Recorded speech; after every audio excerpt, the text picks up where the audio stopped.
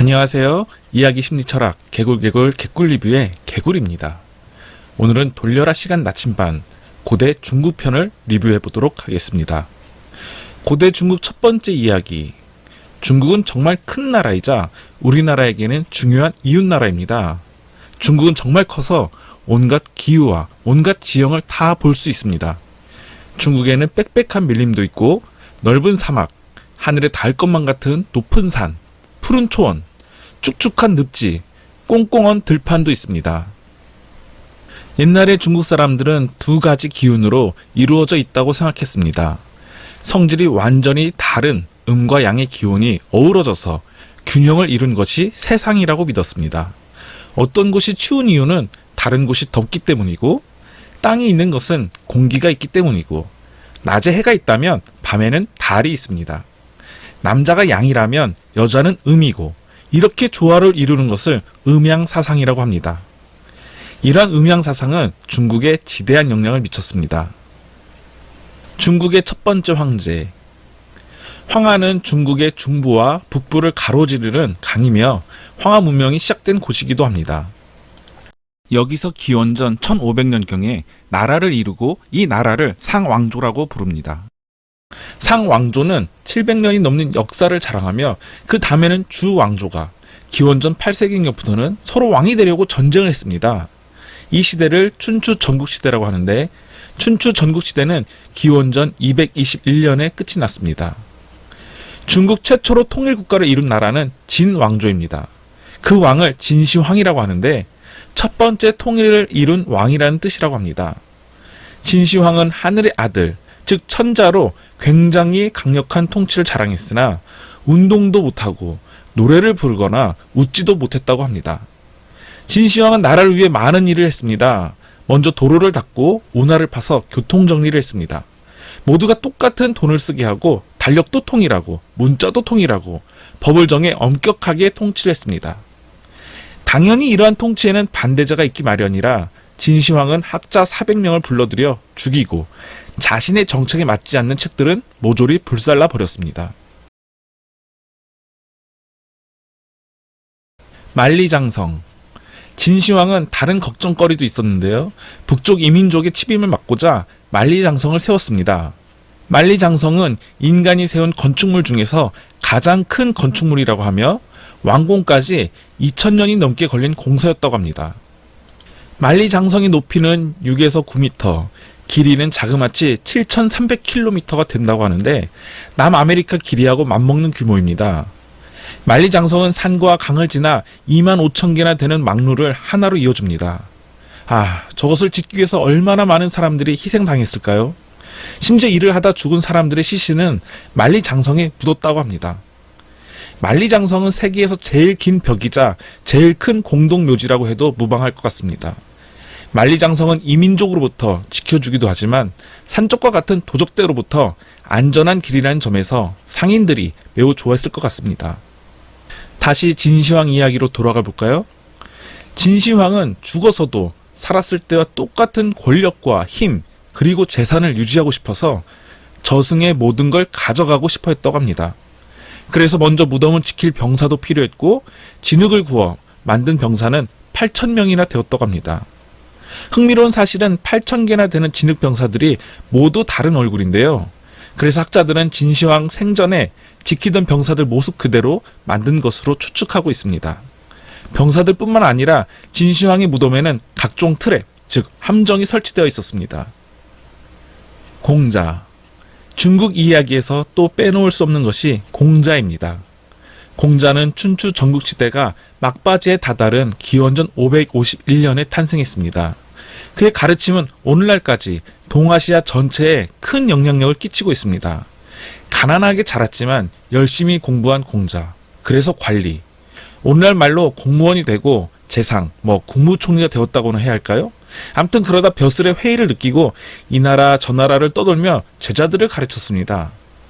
공자가 강조한 8가지가 있는데요. 사람을 존중하고 인내하며 용서하고 충성하고 이기심을 버리고 사람을 믿으며 의무를 다하고 조상을 잘 모시라는 것이었습니다. 그것을 한마디로 하자면 어질인이 됩니다. 즉 어진 사람이 되기 위한 기본 덕목으로 공자를 따르는 사람들은 많았지만 공자가 중국 모두의 스승이 된 것은 300년이 지나 한나라에 이르러서입니다. 그렇게 공자의 제자들이 이룬 유교는 한나라의 국교가 되었습니다.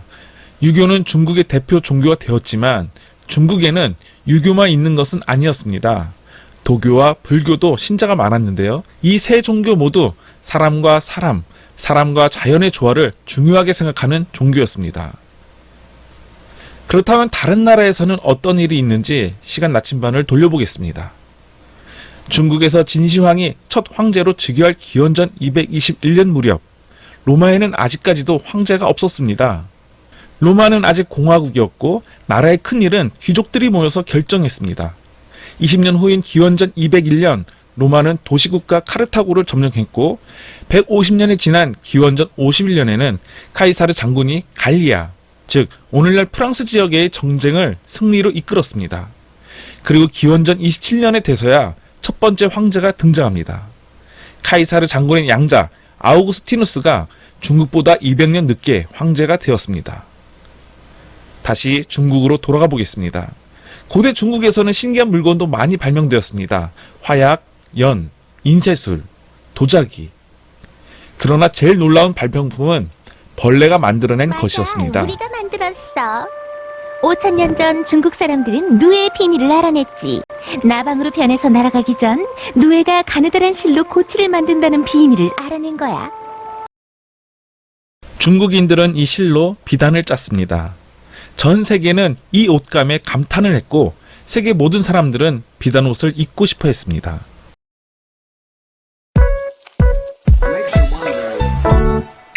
좋아요와 구독 잊지 마세요. 개굴개굴. 고대 중국 두 번째 이야기. 고대 중국인들은 우주의 모든 것들이 서로 기운을 주고받는다고 생각했습니다. 사람도 마찬가지이기 때문에 몸이 아프거나 병이 걸리는 이유도 몸속 기운의 균형이 깨졌다고 생각했습니다. 세상, 즉 자연과 조화가 무너졌기 때문에 병이 난 것입니다. 그래서 중국 전통의학은 사람과 자연의 조화가 돌아오면 건강해진다고 믿었습니다. 사람의 머리는 하늘하고 이어져 있고 발은 땅하고 이어지며 팔, 다리는 사계절하고 비슷하고 숨쉬는 것은 바람, 피는 비하고 비슷합니다. 이 모든 기운이 조화를 이루면 건강이 깨지지 않습니다. 의사는 병을 고치기 위해 다양한 것들을 통해 약을 만들었고 이러한 기운이 사람 몸속에 흐르기 때문에 그 흐름을 조절하기 위해 침술 역시 매우 중요하게 생각했습니다. 즉 침술의 원리는 자연과의 조화를 되찾는 데 있는 것입니다. 중국 문화에 있어서는 이처럼 자연과의 조화가 매우 중요합니다. 그래서 자연과의 조화를 배우기 위해 중국 사람들은 정원을 가꾸었고 그것은 그들에게 정신수양과 같은 것이었습니다. 한자. 영어는 글자마다 소리가 정해져 있습니다. 그래서 이 글자들이 모이면 단어가 됩니다. 그러나 중국의 글자는 글자 하나하나가 뜻을 가지고 있습니다. 중국 사람들은 새를 보고 그렸고 그런 그린 그림을 상형문자라고 합니다. 상형문자는 사물을 본떠서 만든 글자라는 뜻입니다. 중국의 상형문자는 기원전 1500년경부터 쓰인 것으로 추정되는데요. 시간이 흐르며 글자들은 보다 정교해지고 일관성을 획득하며 발전해 갔습니다. 물론 모양은 많이 변했지만 그 글자가 가리키는 뜻은 변하지 않았습니다. 또한 이런 상형 글자가 모여서 또 다른 뜻을 뜻하는 표의 문자가 되곤 합니다.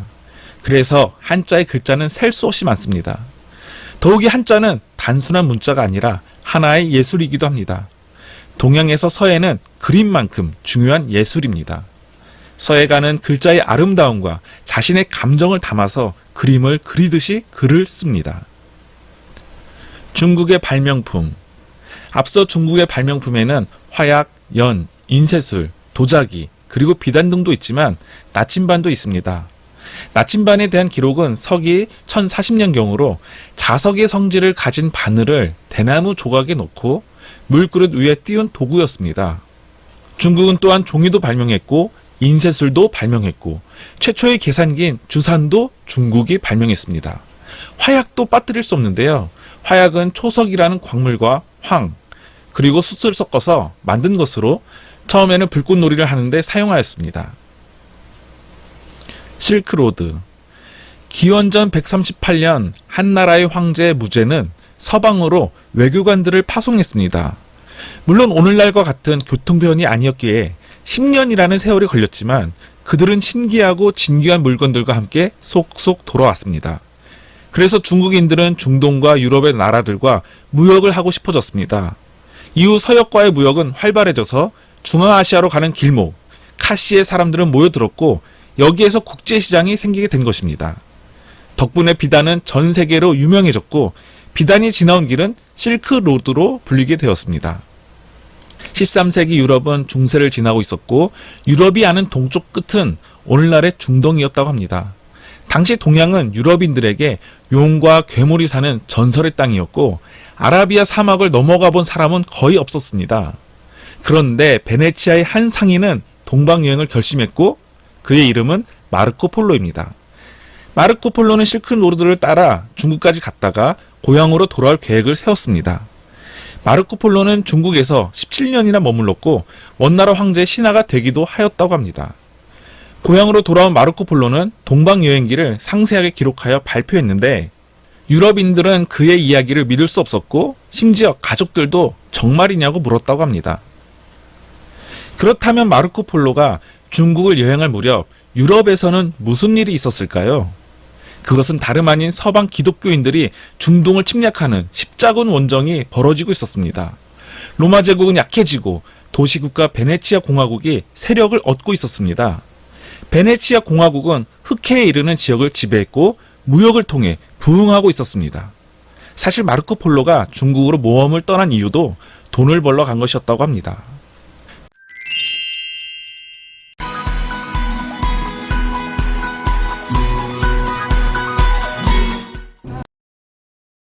돌려라 시간 나침반. 인도 첫 번째 이야기. 위대한 고대 문명은 강을 끼고 발전하였습니다. 물이 있어야 생명이 있고 생명이 있기에 사람이 있습니다. 뱀의 상징, 그것은 혹시 그 생명의 강을 형성한 것은 아닐까요? 기회가 될 때 뱀의 상징에 대해서도 다뤄보도록 하겠습니다.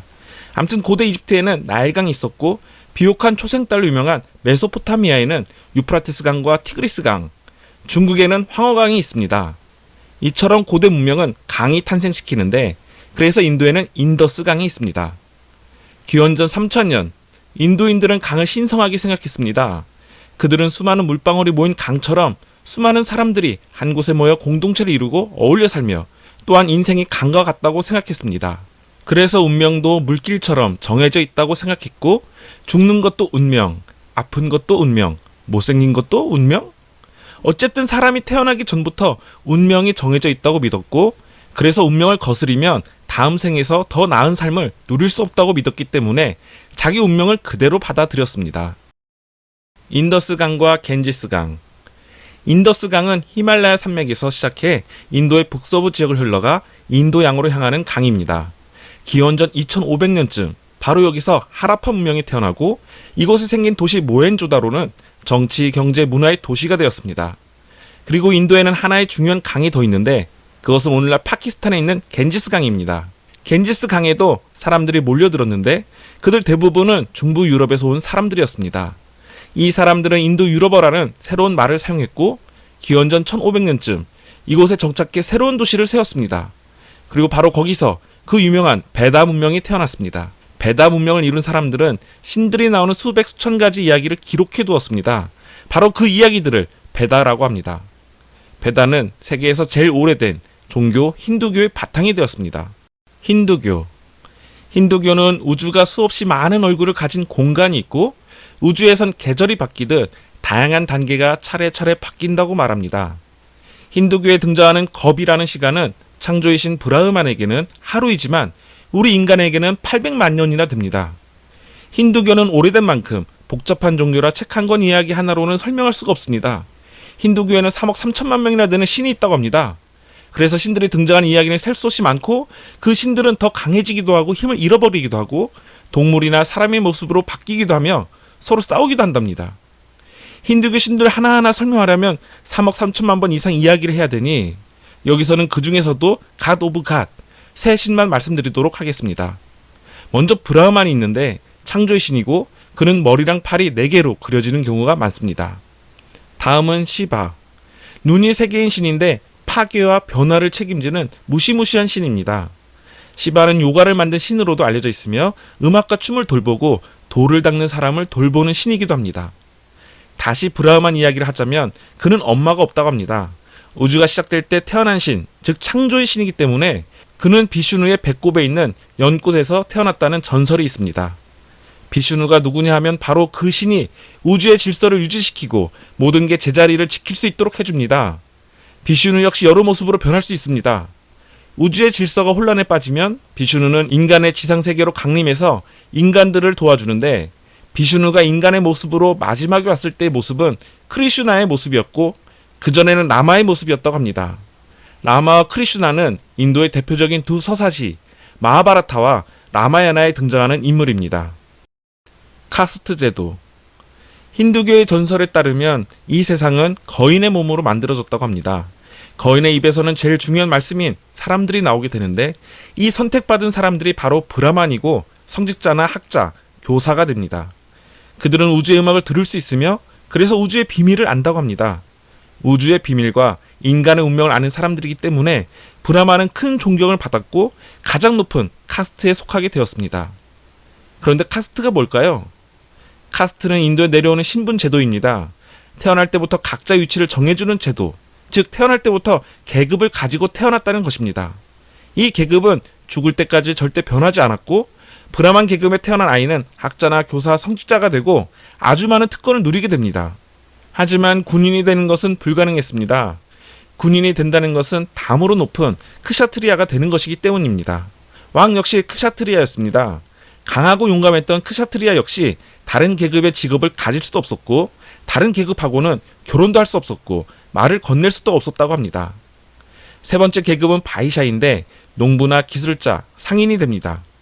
그리고 마지막 계급은 하인, 직물공이 되는 수드라입니다. 하지만 수드라로 태어나는 일보다 더 끔찍한 일도 있습니다. 이러한 하인들보다 더 낮은 사람들은 어느 계급에도 속하지 못했고 같이 물을 마시지도 않았고 만져서도 안 되었다고 합니다. 달리트라고 불리는 이 사람들을 혹시 만지거나 접촉하게 되면 반드시 정결 예식을 행하게 되어 있었습니다. 너무나도 불결한 존재라 오염되었다고 믿었다고 합니다. 그렇다면 시간 나침반을 돌려서 다른 나라에는 어떤 신분 제도가 있었는지 잠시 알아보도록 하겠습니다.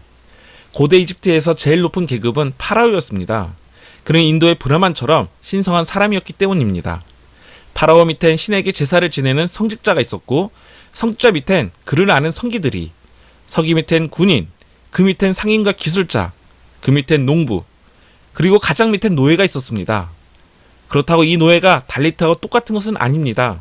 아예 인도에서는 달리트는 그 어느 계급에도 속하지 않은, 노예보다 더한, 아니 아예 사회에 속하지 않은 존재로 인간 취급을 받지 못했습니다. 인도의 카스트와 이집트의 제도의 또 다른 차이는, 카스트는 결코 네버 계급에서 벗어날 수 있는 방법이 없었다는 것입니다. 하지만 이집트의 계급은 상인이 농부와 결혼할 수 있었고, 돈만 많으면 땅을 살 수도 있었고, 큰 부자가 되면 계급을 올릴 수 있었다고 합니다. 인도 두 번째 이야기. 인도의 카스트 제도는 너무 엄격해서 태어날 때의 신분은 죽을 때까지 절대 바뀌지 않았는데, 인도 사람들은 왜 카스트 제도를 따르게 되었을까요? 인도 사람들은 삶이 한 번으로 끝나지 않는다고 믿었기 때문입니다. 사람이 죽으면 새로운 생명으로 다시 태어납니다. 그 삶이 끝나면 또다시 태어나고, 이런 걸 환생이라고 합니다. 죽음은 끝이 아니고 또 다른 시작입니다. 육체가 죽어도 영혼은 세상으로 다시 돌아와서 육체라는 옷을 갈아입는 것 뿐입니다. 그럼 어떤 존재로 다시 태어날 것인가? 그 기준은 업이 정한다고 합니다. 그 업이라는 것은 우리가 매는 배낭하고 비슷합니다. 이 배낭의 이름은 영혼입니다. 그래서 살면서 나쁜 짓을 하면은 이 가방에 무거운 돌이 들어가게 되고, 그래서 현생의 삶이 끝나고 환생할 때가 오면 영혼 배낭의 돌들은 그 무게만큼 낮은 계급으로 환생하도록 끌어내린다고 합니다. 그럼 정말 배낭이 무거우면 어떻게 될까요? 그렇게 되면 인간이 아니라 짐승으로 태어난다고 합니다. 그보다 더 무거우면 어느 계급에도 속하지 못한 달리트가 된다고 합니다. 헐, 인간 취급 못 받는 게 아니라 짐승보다 더한 대우가 다음 생에 기다리고 있군요. 그러나 착한 일을 아주 많이 하면은 더 높은 계급으로 환생하게 된다고 합니다. 깨달음으로 가는 길. 기원전 563년 한 남자가 인도 사람들에게 새로운 깨달음을 주게 됩니다. 카스트 제도로 고통받던 사람들은 이 가르침을 특히 좋아했습니다. 그 남자 이름은 고타마 시타르타. 하지만 우리에게 더 친숙한 이름은 부처. 시타르타는 작은 왕국의 왕자로 태어났습니다. 아들을 끔찍이 사랑한 왕은 아들이 고통을 모르길 바랬다고 합니다. 그래서 왕자는 안락한 왕국 궁전 안에서만 살게 되었고, 이 편한 세상 노래를 하며 좋은 옷에 좋은 음식을 먹으며 하인을 부렸습니다. 그래서 왕자한테 나이 들고 병들고 죽는다는 건 상상 못할 일이었습니다. 아, 진정한 피터팬인가요? 하지만 할 일 없고 생각 많은 시타르타는 궁궐 안이 전부가 아니라고 생각했고, 그래서 청개구리 마냥 아빠 말을 안 듣고 바깥 세상과 백성들을 보게 되었습니다. 시타르타는 늙고 쇠약한 노인과 병들고 지쳐 고생하는 환자들도 보았으며, 그리고 죽어가는 사람, 죽은 사람들을 보게 됩니다. 오스카 와일드의 행복한 왕자처럼 이제사 세상의 어둠과 고통을 깨달은 왕자는 이전 생활로 돌아가지 않고 인간의 고통의 문제에 대해서 심각하게 생각하게 됩니다. 만물은 왜 신음을 하는가? 시타르타는 여기저기를 떠돌며 머리는 밀어버리고 보고 듣고 경험하고 생각하고, 그러다 명상을 하게 되어 더 깊은 명상을 위해 더 조금 먹고 덜 움직이며 마음의 마음을, 생각의 생각을 집중하며 시간을 보내게 됩니다. 그렇게 하루 이틀, 한 달, 두 달, 1년, 2년, 마침내 머릿속에 불이 번쩍이듯 찰나에 깨달음을 경험하게 됩니다. 그래서 시타르타는 사람들에게 깨달음을 가르치게 되는데, 그래서 사람들은 시타르타를 부처, 즉 깨달음을 얻은 분이라고 부르게 되었던 것입니다. 모든 고통은 뭔가를 얻으려는 욕심에서 나오지. 욕심을 모두 끊어버리면 고통도 말끔히 사라진다네. 부처님은 욕심을 없애버리면 자기 운명을 조종할 수 있다고 가르쳤습니다. 이런 사람은 죽어도 다른 사람으로 환생하지 않게 됩니다. 모든 고통과 업에서 벗어난 상태, 즉 열반을 얻었기 때문입니다. 이 열반을 얻으면 영원한 평화와 자유를 누리게 된다고 합니다. 아소카 왕과 불교의 전성기. 기원전 6세기 인도는 침입자의 손에 넘어갔습니다. 먼저 페르시아의 키루스 2세가 인더스강 유역을 차지했고, 200년 후인 기원전 327년에 마케도니아의 왕 알렉산더가 이곳을 차지했습니다. 그러나 찬드라 굽타는 침입자로부터 빼앗긴 땅들을 전부 되찾고 거대한 왕국을 세웠습니다. 그 왕국은 오늘날 인도 땅 거의 대부분하고 맞먹는 규모로 아주 큰 나라였습니다. 하지만 인도 사람들의 삶을 더 크게 바꾼 것은 찬드라 굽타의 손자 아소카 때의 일입니다.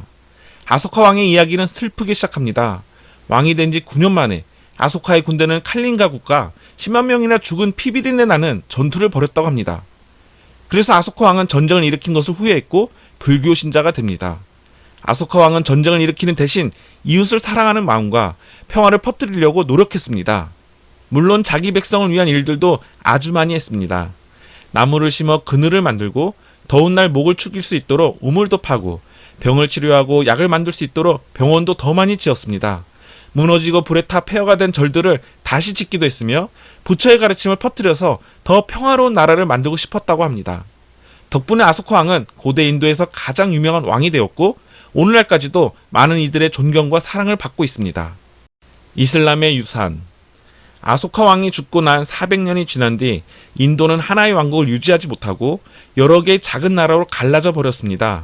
이 작은 왕국들을 다스린 건 마하라자였습니다. 마하라자는 대왕이라는 뜻입니다. 7세기가 되자 무슬림, 즉 이슬람 교도가 몰려왔고 인도에도 이슬람 신앙이 퍼지기 시작했습니다. 600년이 더 지난 13세기, 처음엔 투르크족이, 그 다음에는 중앙아시아의 몽골족이 와서 인도 전체를 침략했습니다.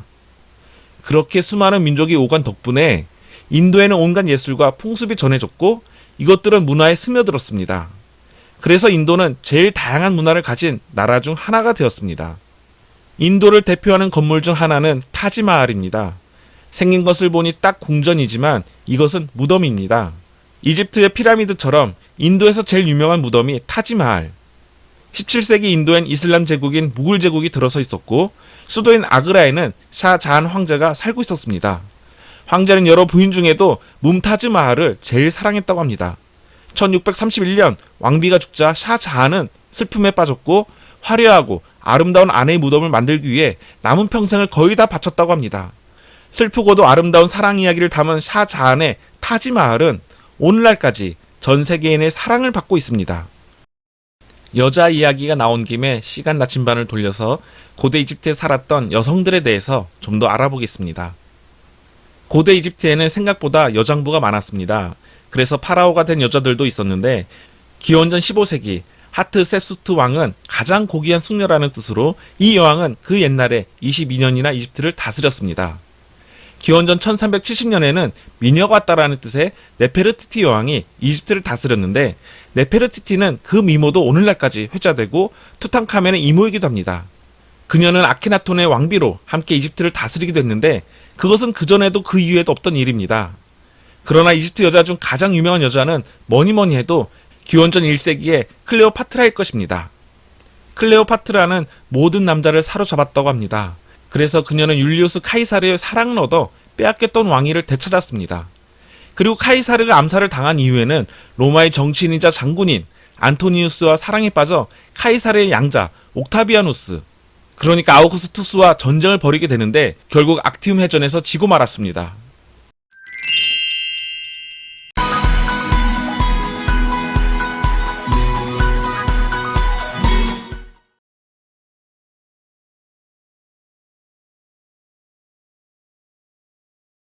일본 첫 번째 이야기.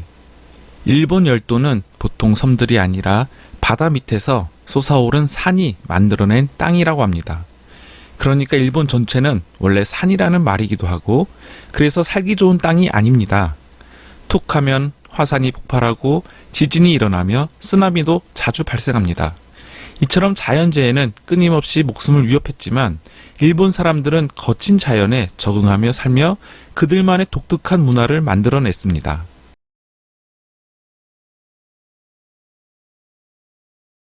일본의 첫 번째 왕조. 일본은 아주 오랫동안 고립되어 있었습니다. 일본에는 약 100개의 부족이 있었는데 바깥 세상하고 접촉한 부족은 없었다고 합니다. 그러나 그들은 마야인들처럼 서로 싸우지 않은 것이 아니라 걸핏하면 싸움박질 하였다고 합니다. 전해오는 이야기에 따르면 아주 먼 옛날 야마토 집안에 진무라는 아이가 태어났다고 합니다. 진무는 신성한 전사라는 뜻입니다. 진무는 주변의 부족들을 무찌르고 일본을 하나로 통일했다고 합니다. 야마토 가문이 지배하던 시절 일본은 아주 평화로웠고 덕분에 편리한 도구들을 만들어냈고 문화를 발전시킬 수 있었습니다. 일본은 바다 건너 백제와 신라 그리고 고구려와 중국의 문화도 받아들였습니다. 중국은 이미 뛰어난 문명을 자랑하고 있었고 일본은 수백 년을 걸쳐 글자나 종교, 백성들을 다스리는 법 등을 배우기 위해 아주 많은 학생과 외교관을 중국으로 보냈습니다.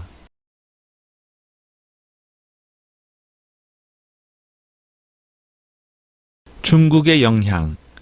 일본에는 자연과 조상을 숭배하는 신도라는 전통 종교가 있습니다. 그런데 일본은 백제와 신라 그리고 중국을 통해 환생을 믿고 살생을 금지하며 자연과 조화를 꾀하는 불교를 받아들이게 됩니다. 이러한 가르침 덕분에 일본 사람들은 적으로 싸우던 부족들과도 이전보다 평화롭게 살 수 있었다고 합니다. 그리고 일본은 중국의 제도도 받아들여 자신들에 맞게 고쳐 썼습니다. 이렇게 해서 자신들의 법인 다이오 율령을 만들었습니다. 다이오 율령은 공자의 가르침을 따라 만든 것으로 이 법 때문에 사람들은 어떤 짓을 하면 벌을 받는지도 알게 되었고 왕들은 보다 나라를 잘 다스릴 수 있게 되었습니다. 710년경 일본은 평화로운 수도라는 뜻의 헤이조쿄라는 커다란 도시도 세웠습니다. 헤이조쿄 오늘날 이름은 나라입니다.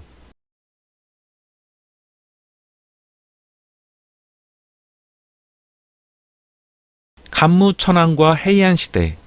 800년쯤 일본은 다시 한번 큰 변화를 맞이하게 됩니다. 외국 문화를 받아들이며 자신감을 키운 일본 사람들은 자신만의 문화를 만들기로 했습니다. 그것을 이끈 건 간무천왕입니다. 간무천왕을 중국 수도보다 훌륭한 수도를 만들고 싶어 했고 그래서 수도를 옮기고 일본의 국력을 보여줄 왕궁을 화려하게 지었습니다. 새 수도의 이름은 평화롭고 안락하다는 뜻의 헤이안쿄. 헤이안쿄의 오늘날 이름은 교토입니다. 헤이안쿄가 수도였던 헤이안 시대에 후지와라라는 유명한 정치인 가문이 있었습니다. 300년 가까이 후지와라 가문은 천황 곁에서 권력을 누렸습니다. 이 가문은 천황이나 막강한 정치 권력을 가진 가문하고 결혼하는 방법을 통해 권력을 유지했습니다. 그러나 몇몇 다른 가문들은 후지와라 가문에 휘둘리는 것을 좋아하지 않았고 후지와라 가문을 몰아내고 싶어 했습니다. 1100년쯤 후지와라 가문에 맞서 다이라 가문과 미나모토 가문이 일어났습니다. 오랜 전쟁 끝에 미나모토 가문은 사무라이라는 강한 군대를 통해 최종 승자가 됐고, 무술 실력과 함께 충성심이 강한 사무라이들은 일본의 역사를 바꿔놓게 됩니다. 쇼군. 헤이안쿄가 수도였던 헤이안 시대에 일본에서는 또 다른 변화가 일어났습니다. 일본의 각 지방의 권력자 다이묘의 통치를 받게 된 것입니다. 다이묘는 천황이 아니라 쇼군에게 충성을 다했고, 쇼군은 군사정부의 우두머리를 말합니다. 첫 번째 쇼군은 미나모토 요리토모였고, 그는 천황을 외딴 곳에 보내버려도 다들 상관하지 않으리라고 생각했습니다. 그래서 그는 수도를 가마쿠라로 옮겼고, 천황을 아무 권력도 없는 꼭두각시로 만들어 버렸습니다. 그렇게 쇼군의 시대는 700년이나 이어졌고, 쇼군의 시대는 사무라이의 시대이기도 했습니다. 사무라이들은 명예와 충성을 위해 목숨을 바쳤고, 그들의 용맹과 강인함은 전설이 되었습니다. 그렇다면 일본에서 사무라이를 통한 쇼군의 시대에 중앙아시아에서는 무슨 일이 있었을까요? 1206년 미나모토 요리토모가 첫 번째 쇼군이 된 직후에 칭기스칸은 몽골을 통일하고 중국과 한반도의 고려를 공격했습니다. 그리고 그들은 서쪽으로 나아가며 정복전쟁을 했고, 몽골 군대는 페르시아와 러시아, 폴란드와 헝가리 일부도 차지했습니다. 이런 몽골 군대가 지나간 지역은 모두 폐허가 되었다고 하며, 결국 몽골 군대는 태평양에서 도나우강에 이르는 거대한 제국을 세웠습니다. 칭기즈칸의 손자는 쿠발라이 칸이었습니다. 황제가 된 쿠발라이 칸은 나라 이름을 원으로 바꾸고 베이징을 수도로 정했으며 세상에서 제일 멋진 궁전을 지었다고 합니다. 1274년에서 1281년 쿠발라이 칸은 일본을 정복하려고 군대를 보냈습니다. 하지만 대부분의 배가 태풍에 침몰하면서 일본은 침략을 피할 수 있게 되었습니다. 원의 군대가 일본을 정복했다면 일본의 역사는 또 다르게 많이 달라졌을 것입니다. 일본 사람들은 이 태풍을 가미카제라고 부르는데, 신이 일본을 보호하기 위해서 보낸 바람이라는 뜻이라고 합니다. 이후 원은 일본을 침략하지 않았고, 일본은 외국과의 전쟁이 없이 문화를 발전시킬 수 있었습니다. 일본 두 번째 이야기. 사무라이는 용감한 전사였습니다. 사무라이는 쇼군의 적들과 싸워 권력을 지키게 해줬고, 쇼군은 충성을 바친 사무라이한테 땅과 특권을 하사했습니다. 물론 사무라이가 되는 것은 쉬운 일이 아니었습니다. 사무라이는 훌륭한 무사가 되기 위해 평생 훈련을 했고, 사무라이가 제일 중요하게 생각한 것은 명예였다고 합니다. 사무라이는 지켜야 하는 규칙도 따로 있었는데, 이것을 부시도, 즉 무사도라고 합니다. 사무라이는 충성심, 책임감, 용기, 그리고 명예를 지켜야 합니다. 이런 사무라이는 충성심, 책임과 용기를 저버리면 명예를 잃게 되고, 명예란 한 번 떨어지면 다시는 회복할 수 없었습니다. 명예를 더럽힌 사무라이는 칼날이 짧은 단도를 꺼내서 세푸크를 하게 되는데, 전쟁에서 진 사무라이도 이렇게 목숨을 끊었다고 합니다. 사무라이들은 할복으로 알려진 세푸크를 해야 명예가 회복된다고 믿었고, 세푸크는 주로 쇼군이나 다이묘 앞에서 행해졌다고 합니다. 사무라이는 다양한 무기를 다룰 줄 알아야 했고, 궁술은 말을 타고 달리면서 관역에 명중시킬 실력이 되어 있으며, 물론 제일 중요한 무기는 칼이었습니다. 이 칼은 가타나, 즉 일본도라고 불렀는데, 매우 날카롭고 아름답고 혼이 담겨 있었다고 합니다. 사무라이는 가타나를 쉽게 뽑지 않았습니다. 사무라이는 상대를 이기겠다는 마음이 들어야만 칼을 뽑았다고 합니다.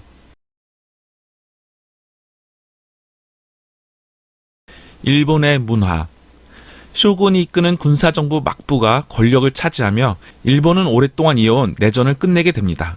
평화가 오자 일본인들은 다른 곳에 관심을 두게 되었고, 그중 하나는 완벽한 아름다움을 만들어내는 것이었습니다. 그중 하나는 이케바나라는 일본 전통 꽃꽂이인데, 아름다움과 조화를 생각하며 꽃들의 자리를 잡아주는 것입니다. 일본은 다양한 문화 속에서 고유한 아름다움을 만들어냈습니다. 동양 사람들은 오래전부터 차를 오려 마시며 마음을 닦는 다도를 행했습니다. 그런 다도를 매우 복잡하고 엄격한 의식으로 만들어낸 게 일본입니다. 이런 다도 의식을 잘하는 사람은 큰 존경을 받았고, 다도 의식을 제대로 배우려면 평생을 배워도 모자랐다고 합니다. 일본 사람들은 독특한 연극도 만들어냈습니다. 무대에 오른 배우들은 우아한 동작으로 일본의 신화와 전설 같은 이야기를 보여줬습니다. 이 전통 연극을 가부키라고 합니다. 일본은 도자기도 매우 유명합니다.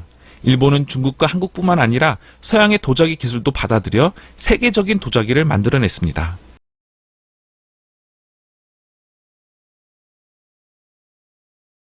도쿠가와 이에야스와 고리베 시대. 쇼군이 되기 위해 장군들이 전쟁을 벌이던 1543년 도쿠가와 이에야스가 태어났습니다. 도쿠가와 이에야스는 다시 한번 일본에 큰 변화를 가져오게 됩니다. 7살 때 도쿠가와 이에야스는 경쟁 가문의 인질로 끌려갔고 사무라이가 되는 훈련을 받았다고 합니다. 그렇게 인질 생활에서 풀려난 건 17살 때였고 집으로 돌아온 도쿠가와 이에야스는 군사를 모았습니다. 얼마 지나지 않아 이 군대는 일본에서 제일 크고 강한 군대가 되었으며 1603년 도쿠가와 이에야스는 쇼군이 되고 에도막부라는 무사정부를 세웠습니다. 기나긴 내전을 끝내기 위해 도쿠가와 이에야스는 수도를 에도로 옮겨 에도는 일본의 중심이 되고 250년이 지나 에도는 이름을 도쿄로 바꿨습니다. 에도 막부의 쇼군들은 전통을 지켜야 평화가 온다고 생각했고 외국에서 들어온 물건과 새로운 생각들이 일본의 전통을 해친다고 생각했습니다. 그 중에서도 특히 위험하다고 생각한 건 유럽 상인들로부터 소개된 새로운 종교 그리스도교였습니다. 그리스도교는 일본의 전통 종교와 완전히 달랐기 때문입니다. 도쿠가와 이에야스가 죽은 이후부터 일본은 바깥 세상과 담을 쌓기 시작했습니다. 먼저 일본으로 들어온 외국 그리스도인들을 일본 땅에서 내쫓았고 일본인 그리스도교인들은 죽여버렸습니다. 그리고 배를 타고 이민 가는 것을 막기 위해 배를 만드는 것도 금지했습니다. 이렇게 일본인들은 발이 묶여 또다시 외톨이 나라, 완전한 고리배 시대로 돌아가게 되었습니다.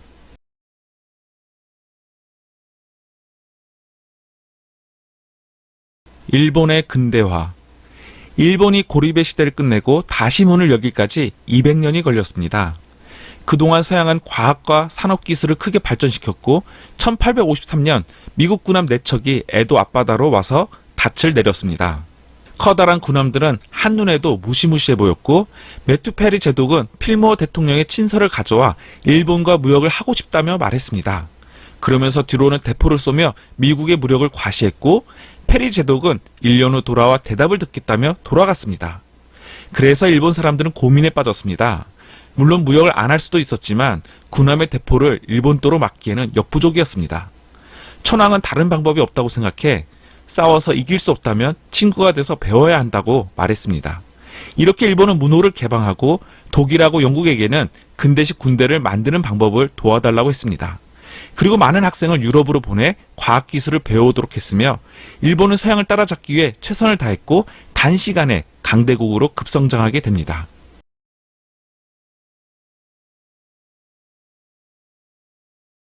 끝으로 일본이 고립된 채 살아갈 때 유럽에서는 무슨 일이 있었는지 잠시 살펴보도록 하겠습니다. 17세기와 18세기 유럽은 매우 혼란스러웠습니다. 혁명들이 일어나고 왕들이 쫓겨나고 제국들이 태어나고 무너졌습니다.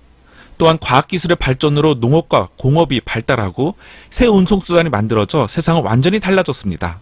이런 변화를 산업혁명이라고 하는데 1760년대까지만 해도 작은 공장이나 가내 수공업이 주를 이루었지만 증기기관이 발명되자 기계의 힘으로 생산하는 큰 공장들이 생겨났습니다. 이렇게 생산 물량이 크게 늘어나자 상업과 무역이 발달하게 됩니다. 유럽에서 새로운 기계와 물건이 나타났을 때 일본은 700년 전과 똑같은 방법으로 똑같이 만들고 있었던 것입니다. 그러나 일본은 근대화 이후 매우 빠른 속도로 서양의 과학과 기술을 따라잡았으며 서구 열강들이 그러했듯이 그 힘으로 주변 나라를 침략하고 식민지화했으며 열강들과 전쟁을 벌이게 됩니다.